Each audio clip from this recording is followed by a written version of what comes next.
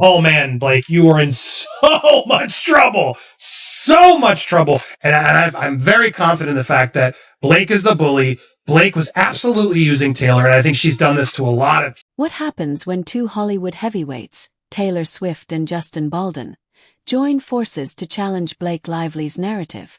Behind the scenes, blurred boundaries, fractured friendships, and a lawsuit that turns everything upside down take center stage. Was Blake the victim she claims to be? Or was she orchestrating the scenes all along?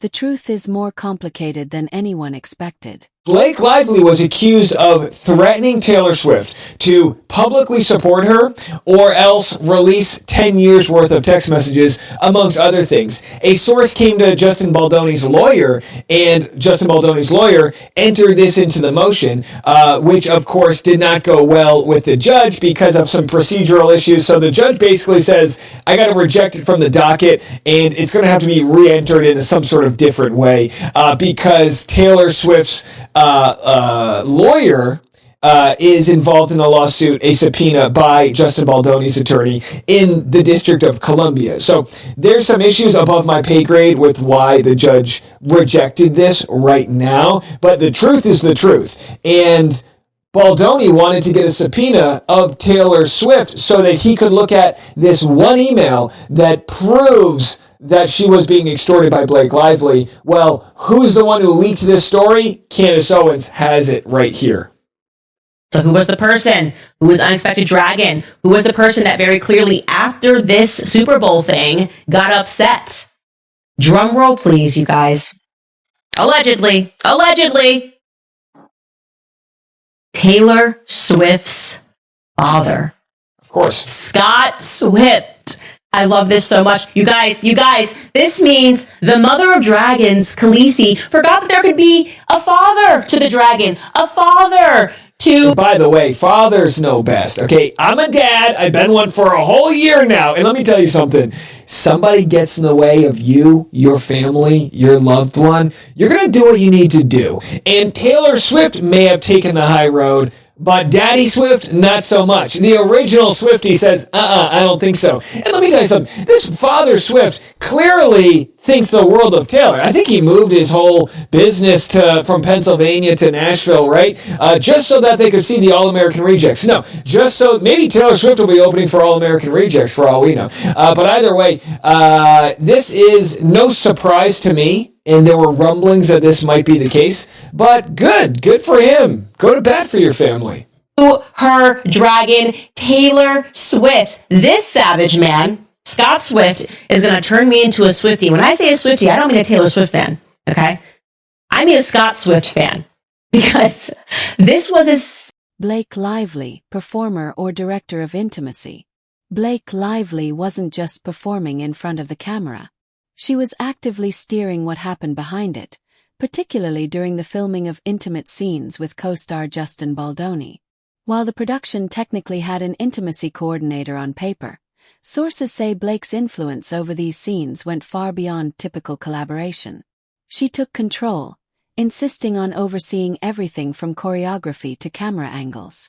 Blake shaped each moment with meticulous care. This wasn't common even among top-tier actresses.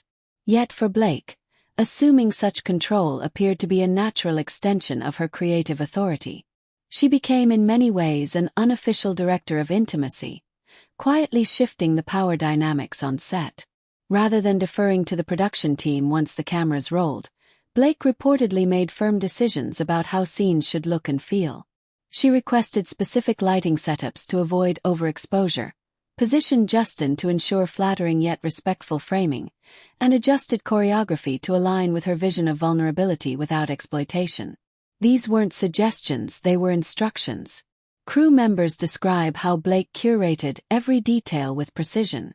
Every glance, every touch, every pause was calculated to convey emotional depth while maintaining her comfort and control. Her involvement was so hands-on, it occasionally paused production as she made real-time adjustments.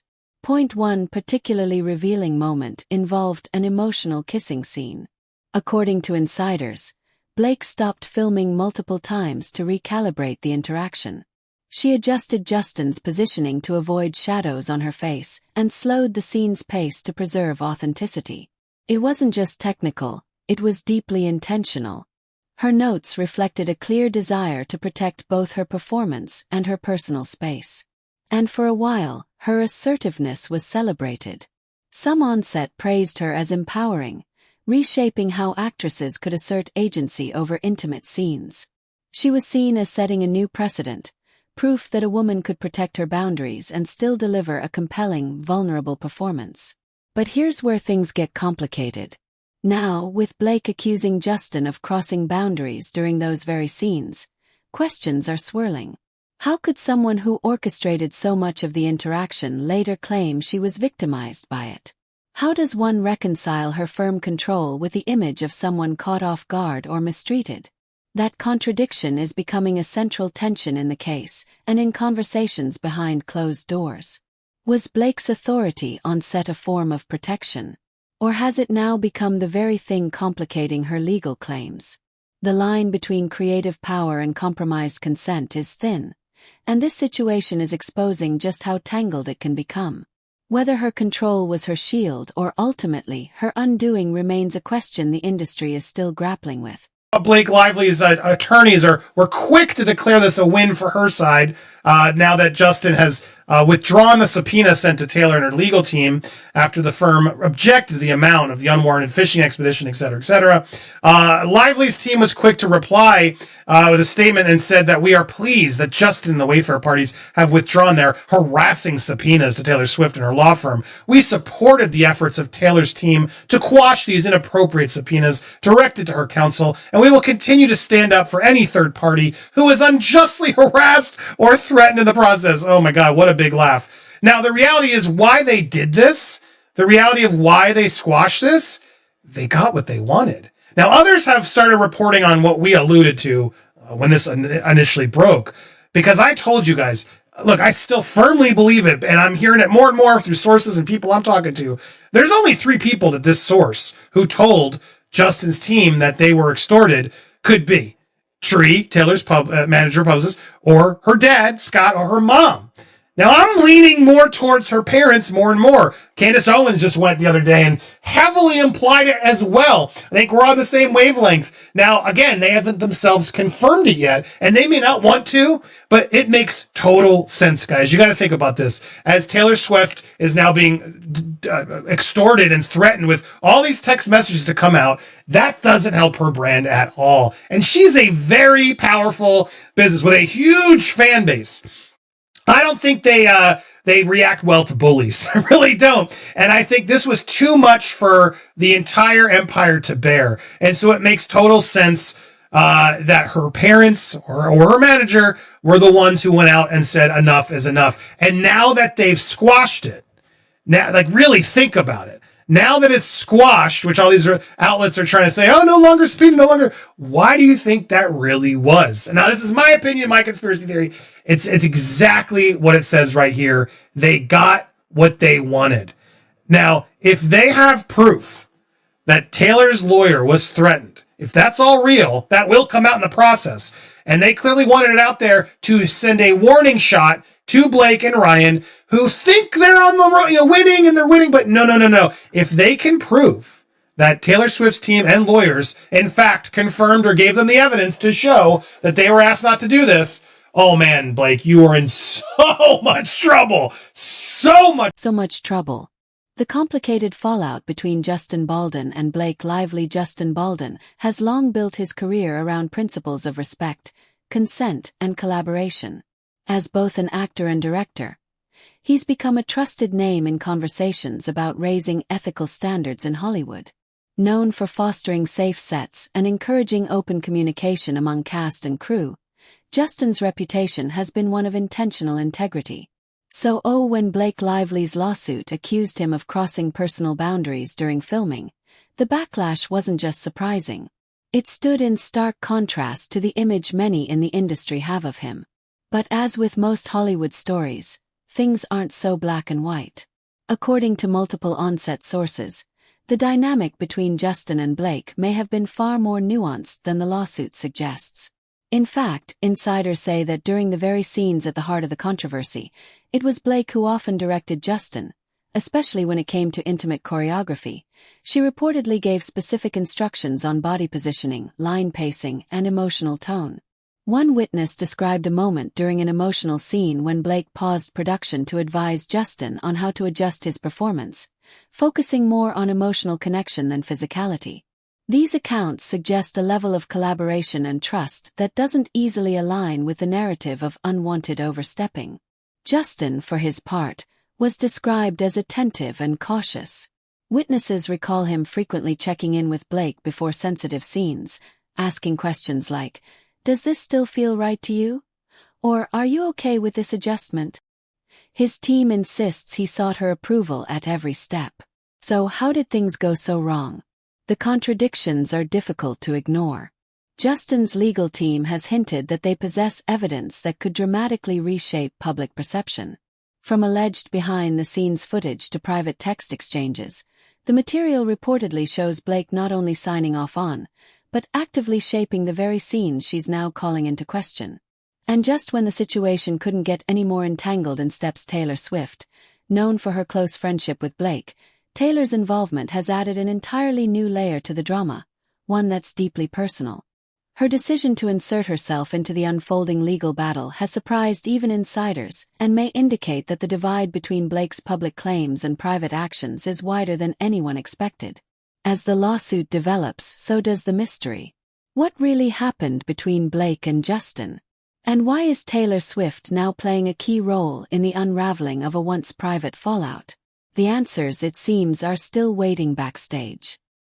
Way the father, he's had some run-ins with paparazzi where he's kind of manhandled them, just politely push them, throw some, glitter bombs in their face or whatever, hey, look, you got to do what you got to do to protect your family, and you love to see it, because here, this goes to show Taylor Swift, right?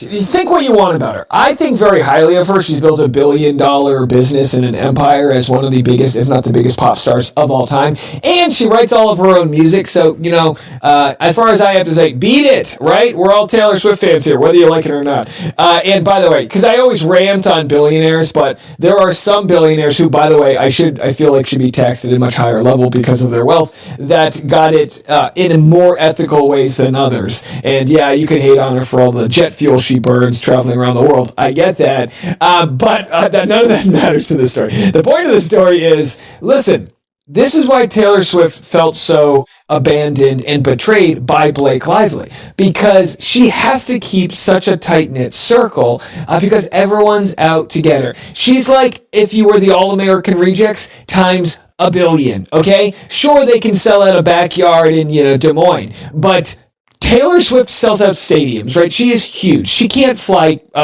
Spirit Airlines. She has to fly private. She can't go places because she gets swarmed. She wants to give one person a photo, then there's a line around the block. It's insatiable how famous she is. By the way, for Donald Trump to say she's no longer hot because he said so is laughable. She could sell out any place in the world, right? She could be like, all right, I'm doing a concert at the Sphinx, and then a bunch of, Egyptians are going to roll up there on their, look, hey, how are... So anyhow, the point is, King Tut's going to come out of his grave. Hey, I'd love to see you, big fan.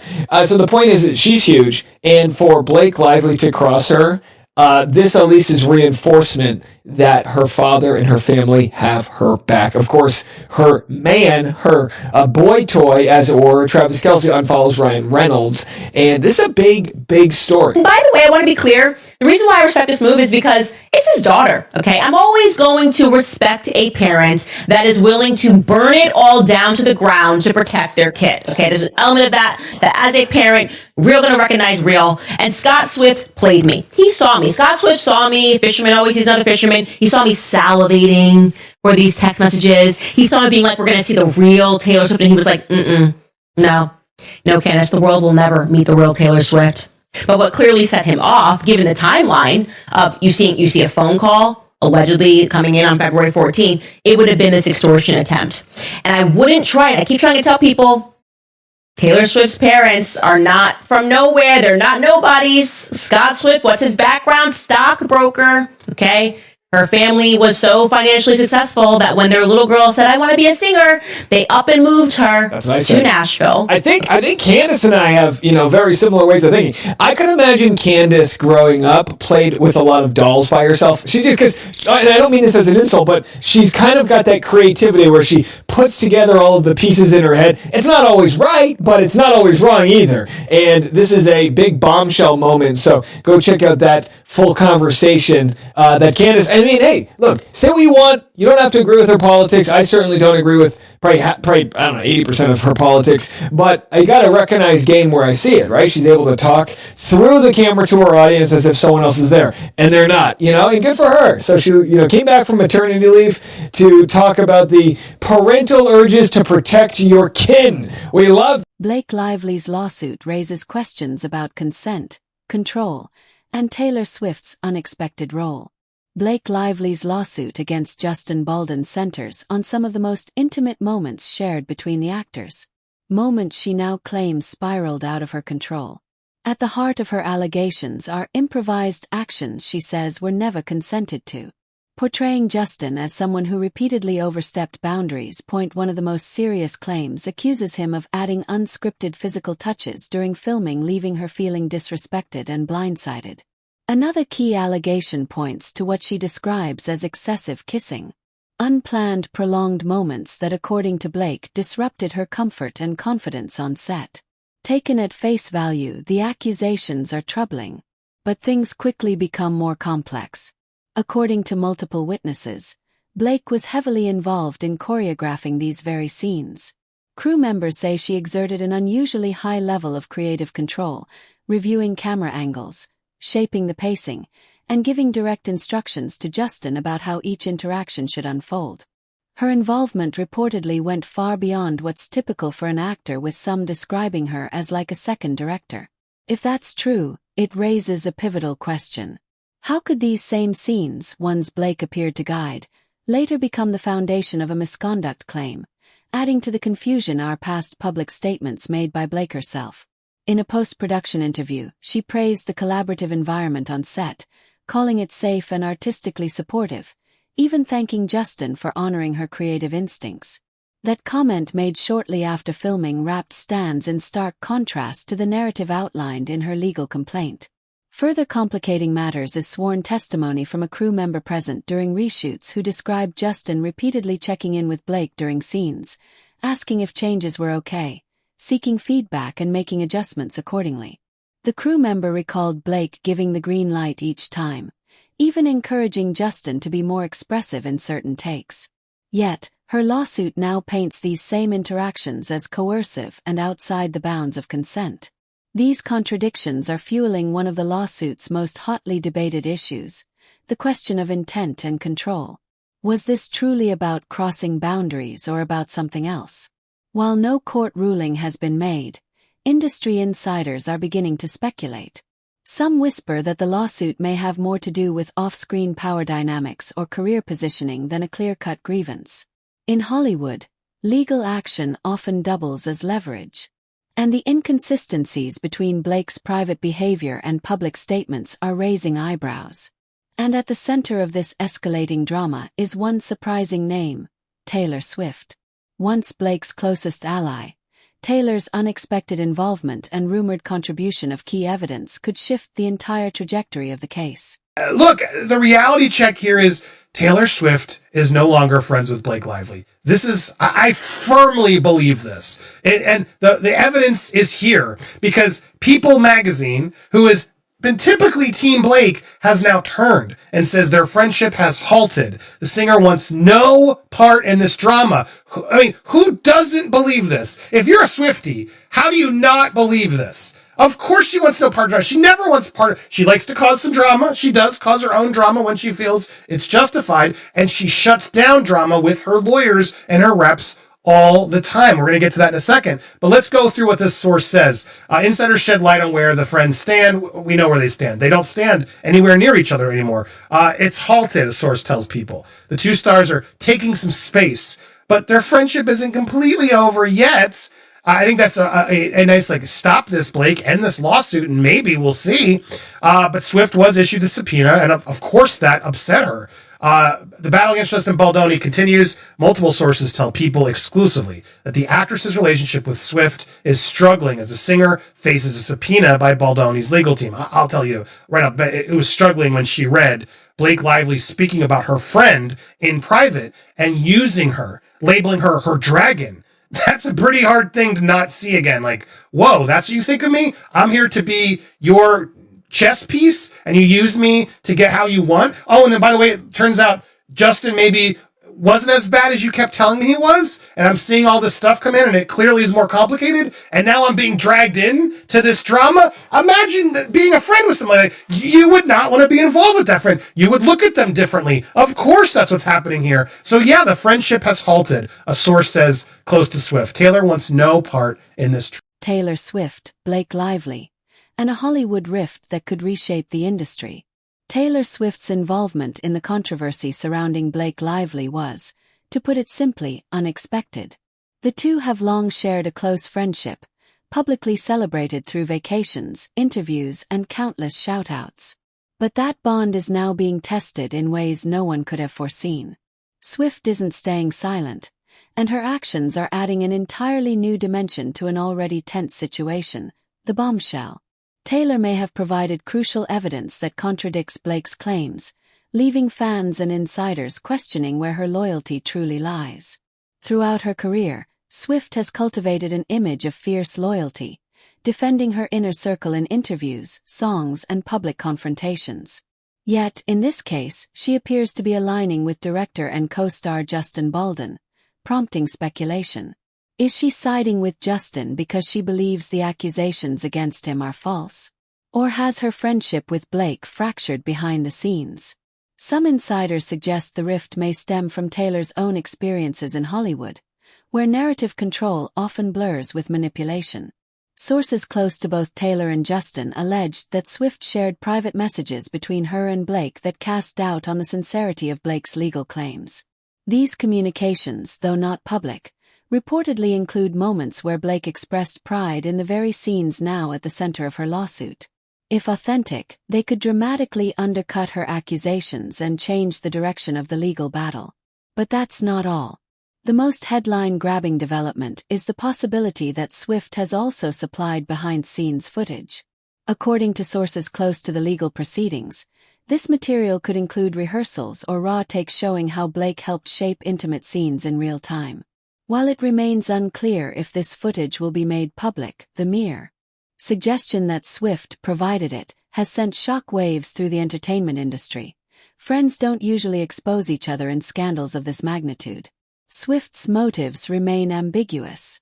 Is she defending a friend against false allegations or making a broader statement about accountability, even at the cost of a close friendship? Whatever her reasoning, this controversy has become bigger than any one lawsuit. It now raises pressing questions about power, trust, and the limits of personal loyalty under public scrutiny. The Blake-Justin case isn't occurring in a vacuum. It's unfolding against the backdrop of the post-Me Hollywood, a landscape still trying to find its footing. The movement brought long overdue changes. Intimacy coordinators became standard, contracts were rewritten, and a culture of speaking out was encouraged. But this case reveals the cracks that remain, especially when agency and victimhood collide. Blake's behavior on set and her later accusations have sparked heated debate. When a female performer exerts creative control over intimate scenes, it's typically celebrated as a triumph of autonomy. But what happens when that same performer later claims those scenes were unsafe or exploitative? Can someone be both the architect and the victim of a scene? That's the uncomfortable question this case forces us to ask. Reports suggest Blake took on a significant creative role during filming, even directing aspects of certain scenes. If true, it challenges traditional assumptions about responsibility. Should the burden of ensuring safety fall solely on male co-stars or directors when a female lead is actively shaping the moment? Or does creative control come with shared accountability? These aren't easy questions, but they're not new either. The industry has seen similar cases before. Powerful women once hailed for taking charge, later raising concerns about the very structures they helped navigate. These cases often reveal the contradictions Hollywood thrives on. Empowerment sold as image while systemic pressures remain unrest behind the scenes. What makes Blake and Justin's case potentially groundbreaking is how it could redefine legal boundaries. Traditionally, lawsuits about on-set misconduct center on clear-cut violations. But this situation sits in a gray area, one where participation and discomfort might coexist, and where the evolving standards of consent collide with creative freedom. Legal experts suggest this case could push studios toward new norms, such as requiring detailed documentation of rehearsals and actor interactions. That idea, once considered invasive, is now gaining traction. If the alleged footage from Swift includes unscripted or candid moments from set, it might mark the beginning of an industry shift, where preserving context becomes as important as protecting privacy. This isn't just about two celebrities caught in a legal battle. It's about how Hollywood responds to its own contradictions. Performers, particularly women, have been encouraged to reclaim their power. But when legal action challenges how that power was used, everyone is forced to reconsider the rules. Can creative control and consent truly coexist without clashing? What's unfolding now is a cultural reckoning. The Blake-Justin case echoes high-profile disputes where blurred lines, shifting allegiances, and ambiguous truths dominate the narrative. And with someone as visible and influential as Taylor Swift, now involved, not just as a bystander, but as a possible key figure, the stakes feel even higher. Swift's decision to insert herself into the legal process is more than just a loyalty test. Could set a precedent. Her willingness to contribute potential evidence, even if it challenges a close friend's version of events, raises questions about celebrity accountability, the limits of friendship, and whether fame still grants immunity in an age of public scrutiny. In many ways, this controversy is a mirror to the entertainment industry's most persistent questions. Who controls the story? Who gets believed? And what happens when the storyteller becomes part of the story? As the legal proceedings continue and new details surface, the industry watches closely. This isn't just about one legal battle or one broken friendship. It's about how the very people who helped shape modern conversations around consent and power might now be reshaping what those words actually mean. Blake Lively's lawsuit, Taylor Swift's involvement, and Justin Baldoni's defense have converged into something larger. A cultural flashpoint that could challenge Hollywood to finally confront the murky space between creative freedom and personal accountability. The answers may not be clear, but one thing is this case won't just fade into the background. It may define where Hollywood goes next. Before I get to the update, I gotta update you for those that don't know.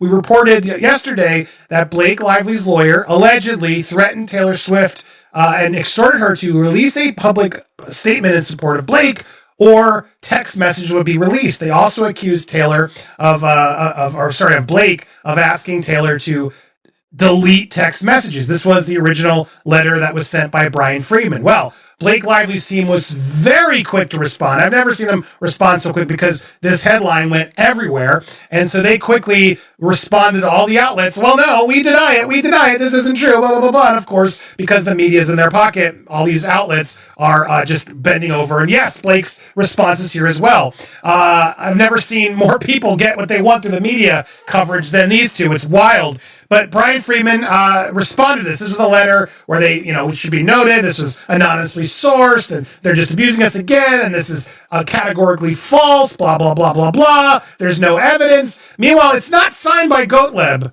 It's not signed, I swear by, this is false. It was signed by Ezra Hudson, a different lawyer, not from that firm, which was odd to me. It was a big red flag. Well, if you're going to come out so fiercely and deny it, maybe get the lawyer who's being accused to deny it. Blake Lively's story is far more complex than it first appears. Her lawsuit paints her as a victim of misconduct on set, yet behind the scenes, her influence and authority suggest a more complicated dynamic. Was this simply a case of blurred boundaries, or something intentional? As new revelations surface, the distinction between consent and collaboration becomes increasingly murky, challenging Hollywood's polished narratives. What's the real story? Headlines seldom offer the full picture. With Taylor Swift now involved and contradictions emerging, This case could do more than impact reputations. It may force Hollywood to confront uncomfortable truths and reshape its power structures.